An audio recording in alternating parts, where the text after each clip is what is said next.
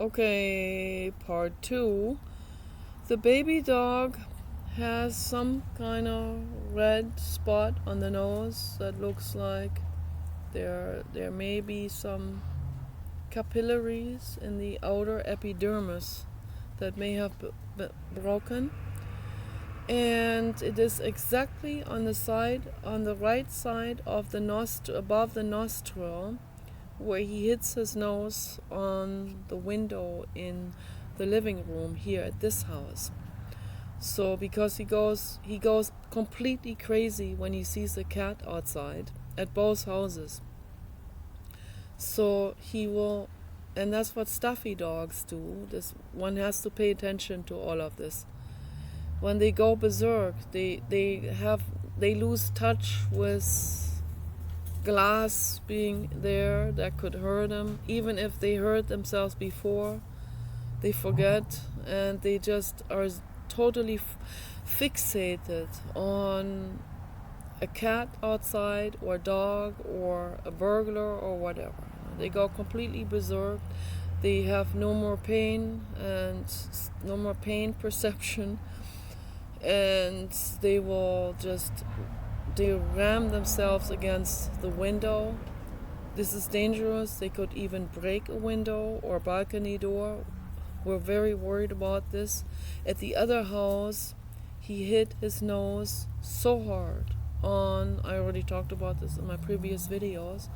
He hit his nose frontally like this against, with the front of the nose with the two nostrils and the flesh part of the nose straight against the balcony door, and then also into the corner of the balcony door where there is a steel frame, and that completely caused a bruising, and there was blood coming out of the pores of the nose.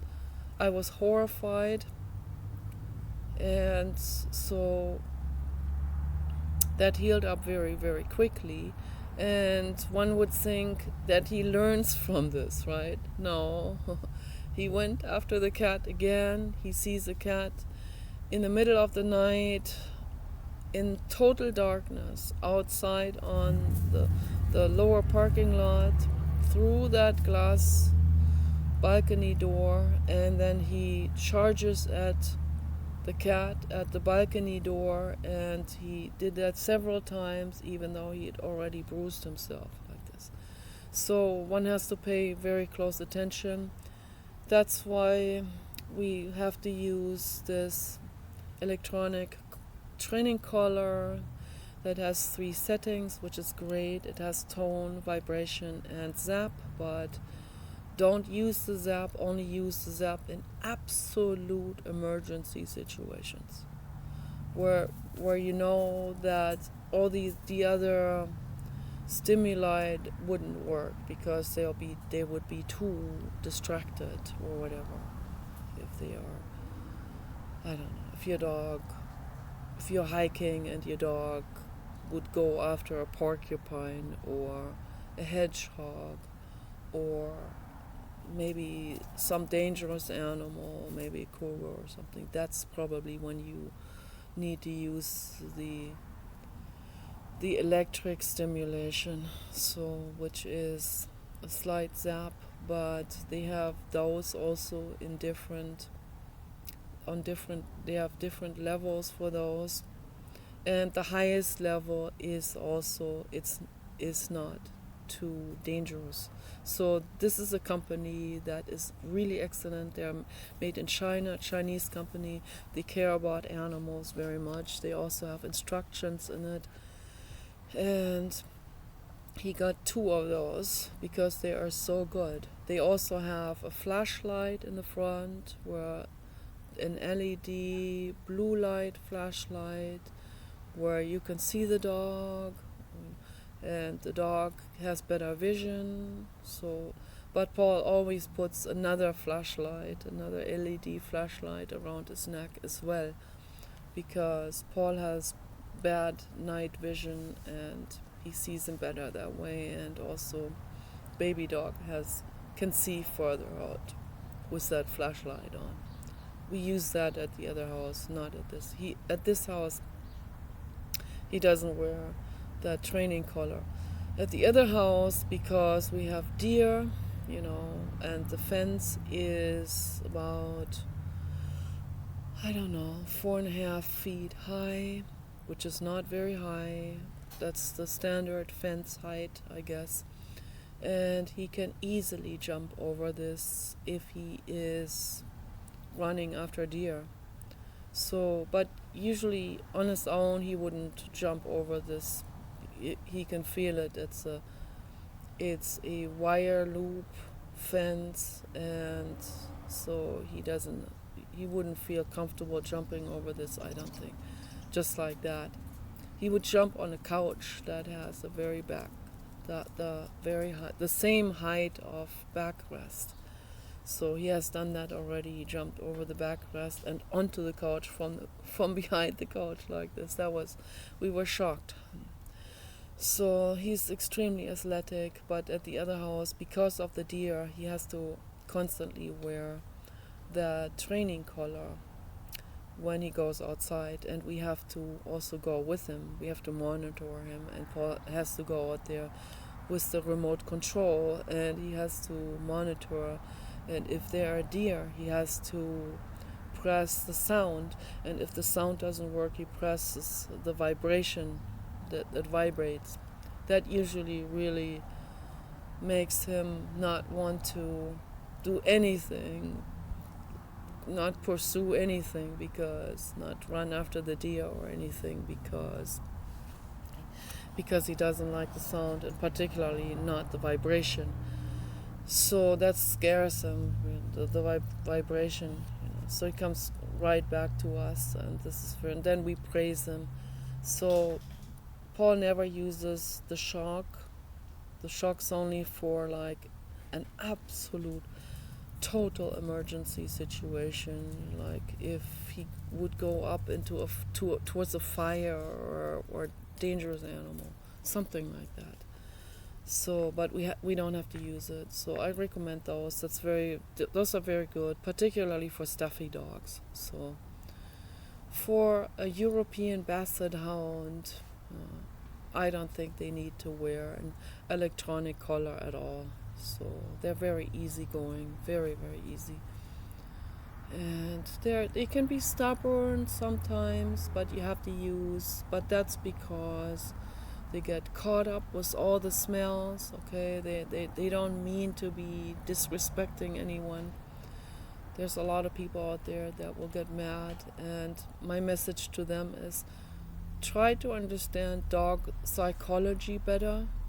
This is very important, to understand animal psychology and not project your own feelings or whatever you would understand in an interaction like this onto the animal, because a dog thinks and focuses on different things than you do. A dog is smell oriented, so he has a great sense of smell also, and he has great senses all the way around. Great hearing, great eyesight, night vision. So the European Basset Hound doesn't have that great of a night vision, not even great of vision at all. They have loose skin, they have droopy eyes, droopy eyelids, and all of that. And I don't know how good the hearing is, but the sense of smell is extraordinary in bloodhounds, so in general. And the ears, the long ears, they draw in, not the sounds, they draw in the scent. So when they walk, the ears flap back and forth and draw in more scent. It's almost like a scent radar. The ears are not a sound radar, but a scent radar. So it's very amazing. So all these different breeds, they have their specialty abilities, of course. Some dogs are very good swimmers. I don't know about him. We're gonna go to the hot springs maybe to Hot Spring Pond. There's one out there that is 3 feet deep. I'm going to be monitoring all the time, of course, and we'll take him into the pond and see how it goes, how he manages with the water. I think he can swim,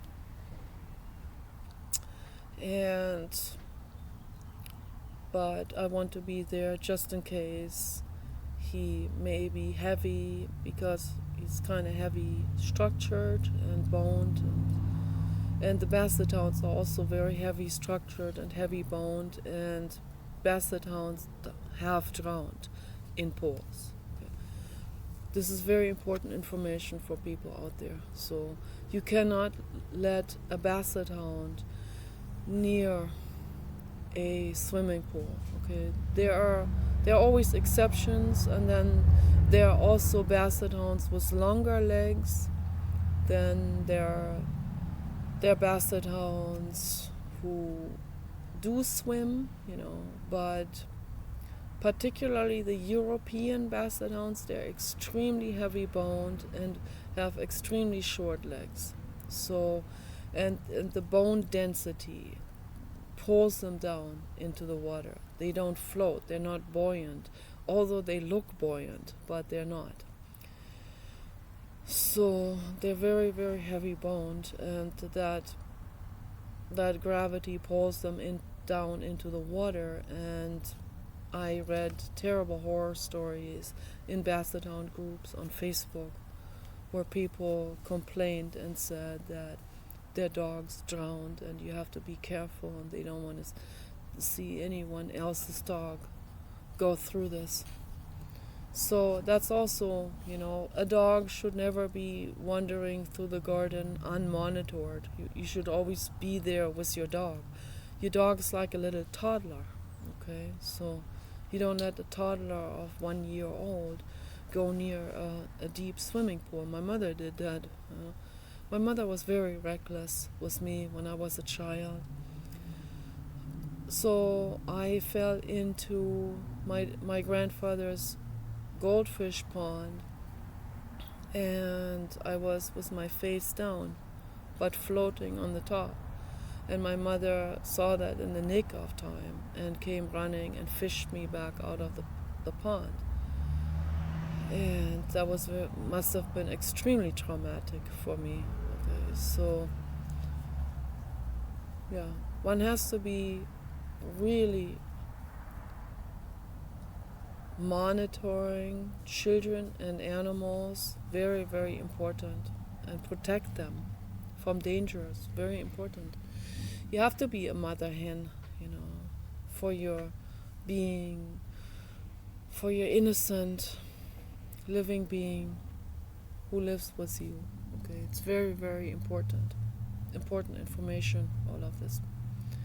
So I want to talk about Patricia Piccinini, the artist. She is absolutely amazing. I'm in absolute awe with her work. Amazing work.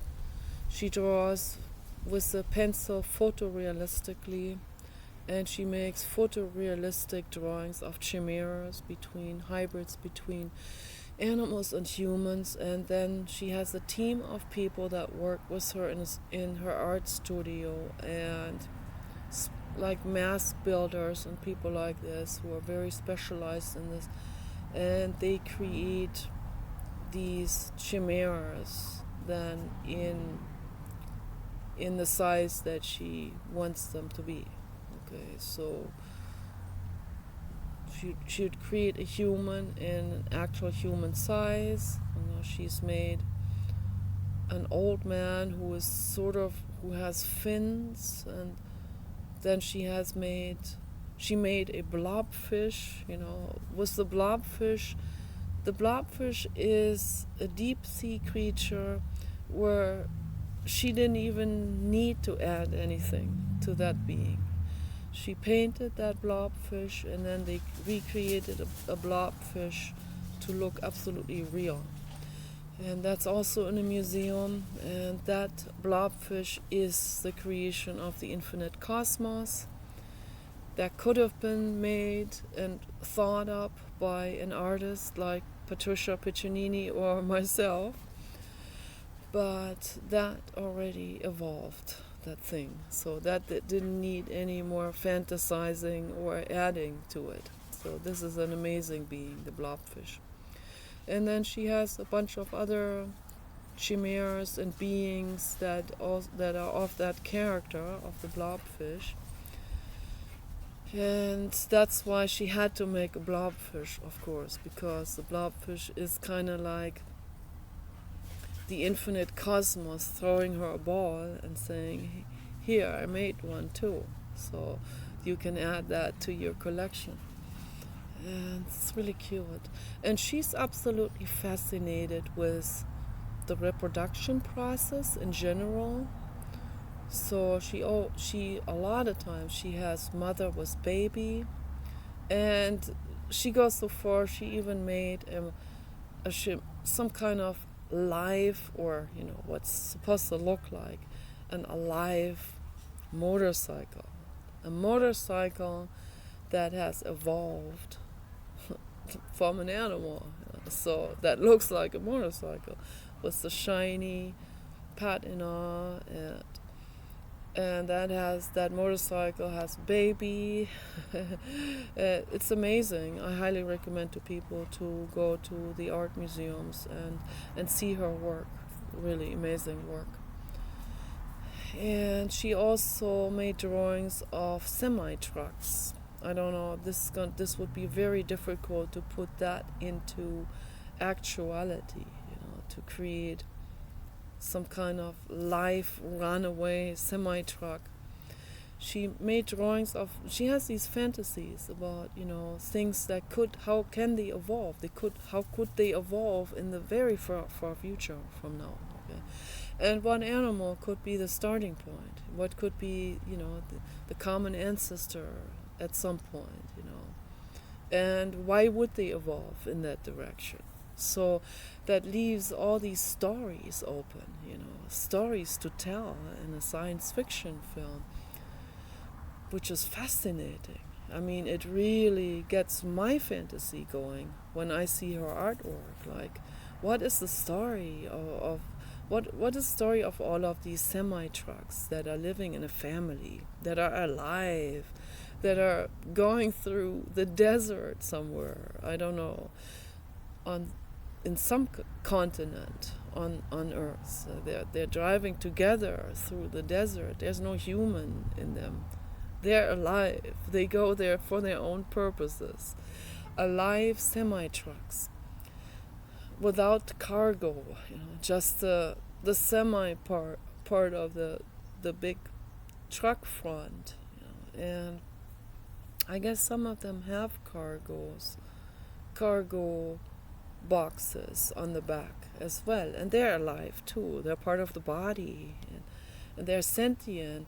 They can feel things, if you poke them. It's kind of soft, there's a nervous system in there.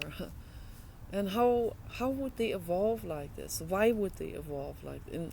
On this planet, without human intervention, without selective breeding, these things would most likely not evolve, okay? Because that wouldn't make any sense in terms of survival of the fittest, fitting into the environment and making use of the environment. So why would a semi-truck evolve in this?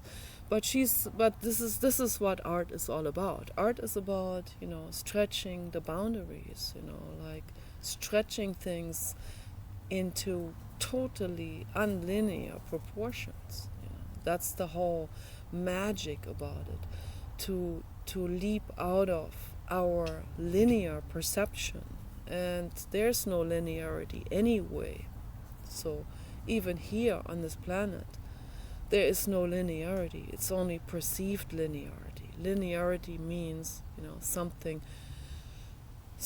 that moves straight from one point to another, through evolution or through intervention or through whatever, time and measurement and so on. So there is no such thing as linearity anywhere. everything is in a constant morphing and flowing and expanding and growing and warping.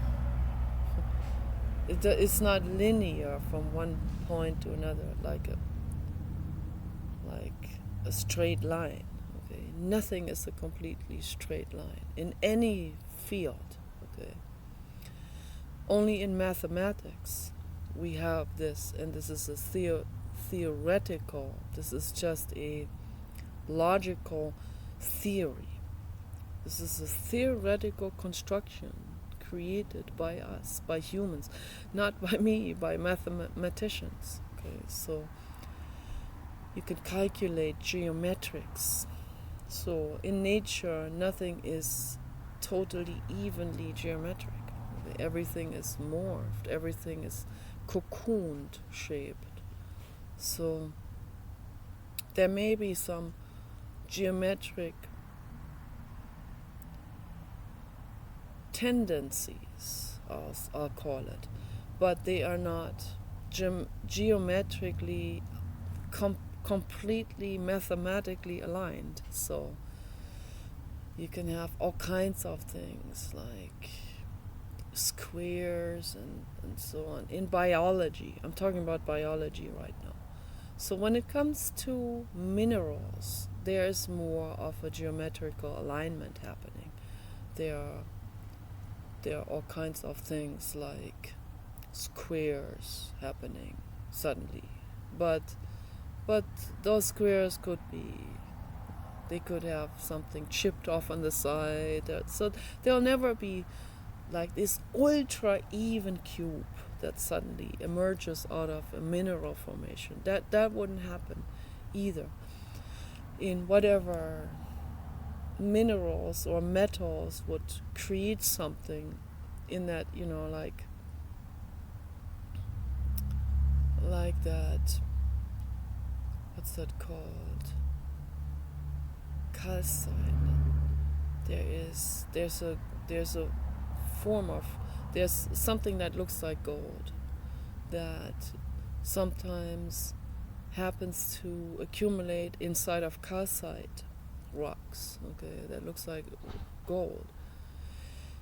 And that can suddenly form into a cube, but it will never be a perfectly, flawlessly, geometrically, mathematically designed cube. So in nature, there are always irregularities happening. But when it comes to mineral formation, yes, they can align because of their molecular structure. They can align in very straight lines here or there. So, or very straight cylindrical type of cubes, or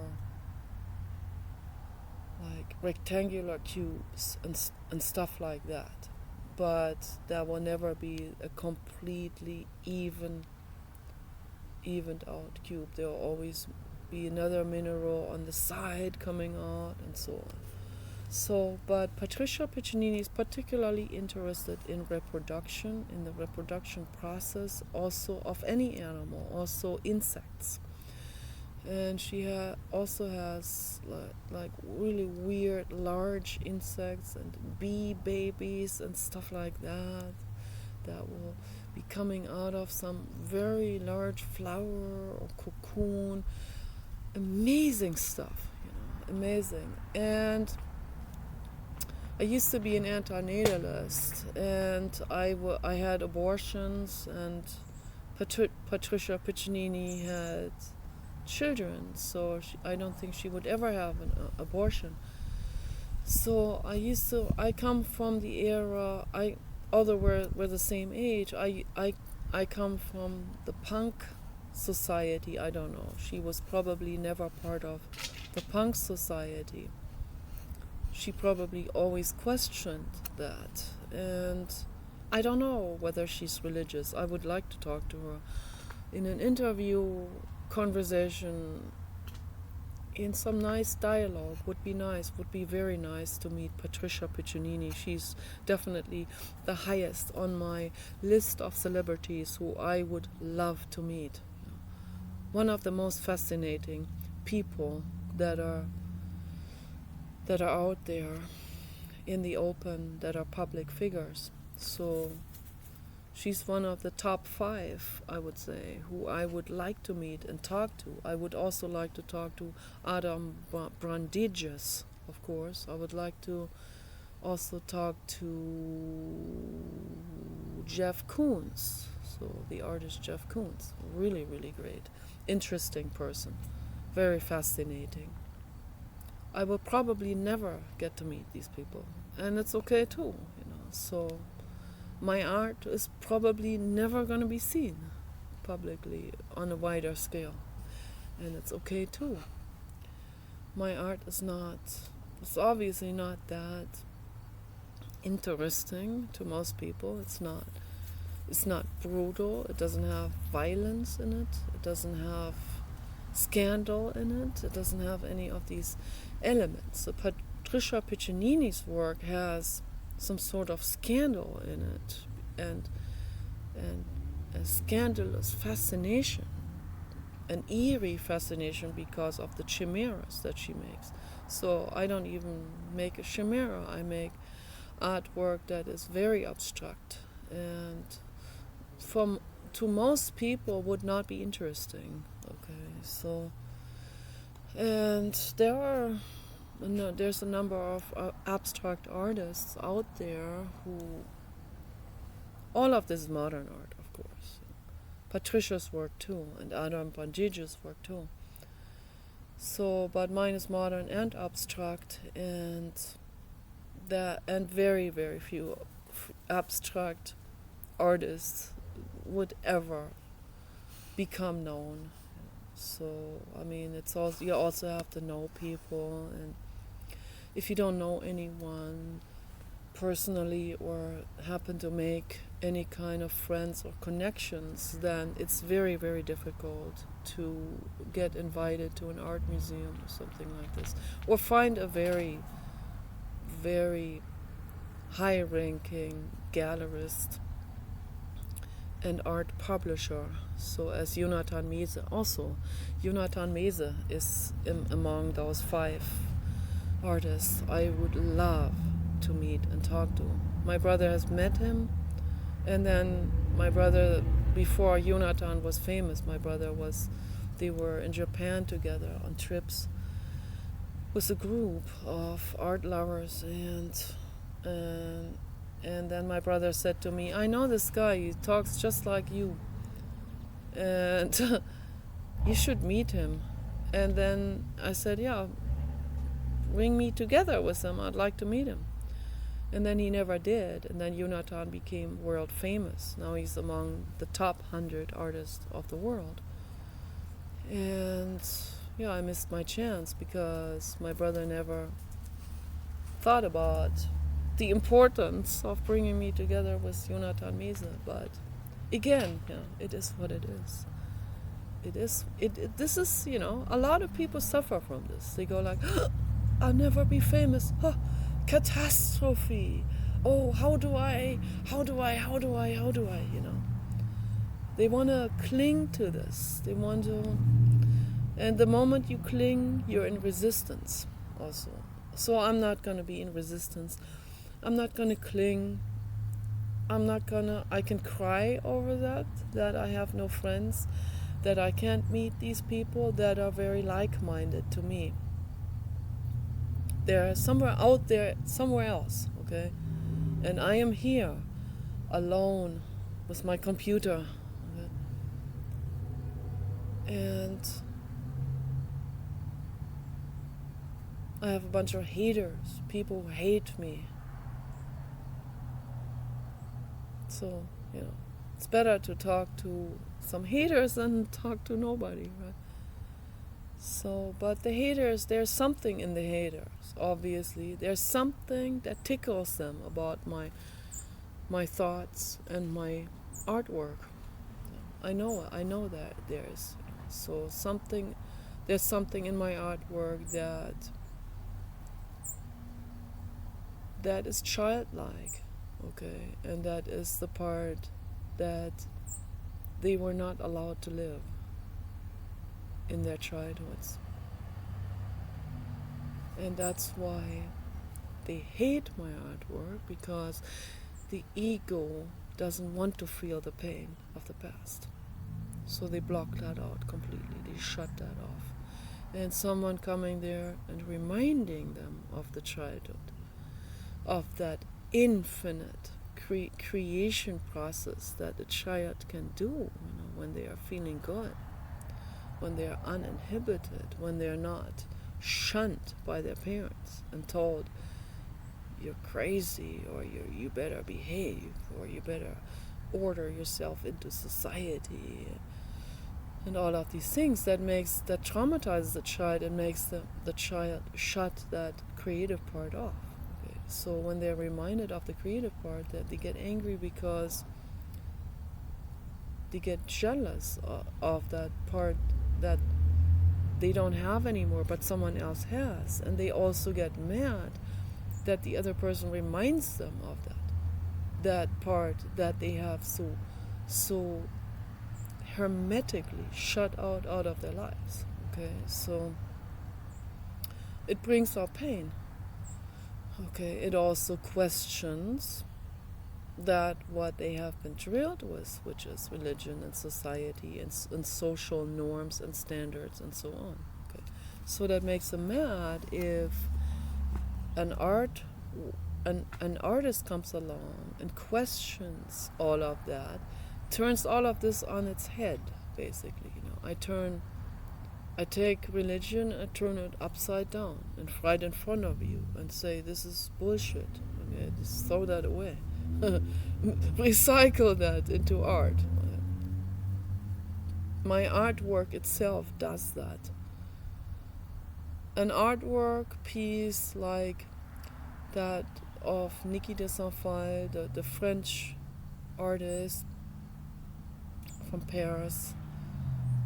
She's half French, half US American. She lived the rest of her life in retirement in San Diego, and she had a big studio there. And when she was making something, she's also, I wanted to meet her so bad, before she died. And I told Paul, I want to go over there. We weren't that far away in LA. We could have driven down there, would have driven, 3 hours drive or something. But Paul didn't want to go, and I was going through a lot of emotional turmoil at that time, with a suicide attempt and all of that. But it would have helped me if I had seen Niki de Saint-Phalle. If I had talked to her, would have helped me a great deal. Okay.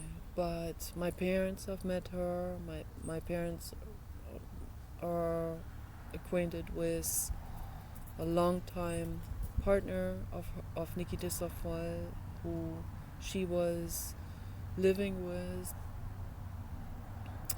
and she has a son. I don't know where the son is now. And when she made an art piece, that would be a nana. She called them nanas. Those are oversized, amorphous women, abstract women with big legs, and she would paint hippie flowers and hearts on them and stuff like that. And when those art pieces appear, they would be deposited somewhere in the middle of a city, of a large city, on a corner or somewhere. People would go berserk. It's like, that takes up space. Why is that there? This is ridiculous. That doesn't fit into society. That doesn't make sense. The proportions are wrong. This is ridiculous, I don't want my children to see that, all of these things, So this is sacrilegious. This is, that shows a vagina. Oh, I can't, all of these things, that go through. All of this neurotic stuff comes up in people. This neurotic neurotic social norms and shame and pride and boxed up type of stagnated way of thinking, linear thinking, okay, which does not fit into the infinite non-linearity of the infinite cosmos, the world, even here on Earth. Nothing is linear. So, but that's what these sculptures are made for. They're there. They serve no purpose for some kind of entrepreneur, some kind of bank. Maybe there's a bank that, I don't know, would buy one of those sculptures in order to brag with the sculpture, okay? But they still bypass the meaning of the sculpture if they do that. So that's a lot of braggery going on in the modern art world. I bought a Nikki Disafan sculpture. Oh, look how rich I am. It's on that scale, right? But they bypass the whole meaning of this amazing art piece that's just there for no reason other than to be there. And that's what she's really trying to convey to the world. Here is something fun that doesn't serve your egoic needs, it doesn't serve your reproductive needs. You can't mate with it, although it may have a vagina that it shows, but that's more like to show the public, don't be ashamed about body parts, right? So those are all female, the sculptures she made. So, and one is really huge, like as big as the whole building, and people walk through the vagina of that sculpture. And so I bet a religious person would never walk through that vagina. So, but I think this is great. These are great sculptures. Okay. She also used her art in order to vent. She had been sexually abused by her father, and she used paint guns, and she shot at sculptures that she made of her dad and make him all bloody, that sculpture, and venting it all out. So that fell right into the flower power era when she was young, and also into Art Janov's work, the primal scream, the primal therapy. All of this fell into that amazing hippie era, the late 60s. So Woodstock, all of that fell into that era where that was like a lucid era of, I don't know, lucid for maybe about 10 years. Until it got covered over again by greed and prestige and all of those type of things. So, but there was a lucid era for a while. People were also, that was the era where people were people taking a lot of psychedelic drugs. Okay, but then again, this is misleading because they think, oh, that was the great era of lucidity. Oh, let's put the dots together. They were also taking psychedelic drugs. Yes, the psychedelic drugs added a great deal to that lucidity. But the problem is, okay, I know a lot of people from that era that are still alive today, and those people do not function anymore. Okay, I talked about this before in my videos. That's why you cannot be forcing lucidity through drugs. Okay. It may be having a temporary effect, and that may be positive in that moment. The problem is that the brain develops a habit and a dependency on that drug to the point where there is total rigidness after the drug wears off. More rigidness and more gullibility for religion and nationalism than ever before. Okay, so, and it's those very people that end up homeless on the street. They can't function anymore. They can't take care of themselves anymore. They're 5150. That is a social worker's number for that declares someone totally unfit to take care of themselves. And my psychiatrist taught me about this. And so he said that the number one criterion for that is not that people are crazy in some way, going out nude or something, but people not being able to feed themselves, to take care of themselves, to eat, to wash themselves, and so on. So they lose touch with their own bodies in that way, and they become a complete pawn and a complete gullible mass to homeless shelters, religious sermons, and so on. I've seen this all over the place, everywhere I go in the United States. I see this. This is a phenomenon. Okay, this is the rebound effect of that psychedelic era. Okay, so there's always an effect to every cause. Okay, so if you overdo this or that, you will pay for it. You pay high price for it, and I really don't recommend that to people. Okay, you have to stay sober in every way. Okay, you cannot take any drug whatsoever. You have to be completely sober. Okay, and that inwardness process is a slow process. It's a winding, slow treading forward, but that's the only process there is. I have been doing this. It works. Okay, so I've made quite a stretch forward in my life in terms of emotional healing. So I was way worse off in the past. I was so bad off. I ended up in psychiatric centers and so clinics, taking medication. That's all they know what to do. Here's a prescription. That's all they know. They don't know anything else. Okay. They don't ask the question, honey, why are you suffering? Tell me. And the person is either not gonna reveal it out of ego and pride, or they're not even aware of it. Okay, so that's where psychotherapy comes in, so that we loosen up, that we get in touch with the word why. Okay, we get in touch with ourselves, and we ask the question, man, why am I feeling jealous now?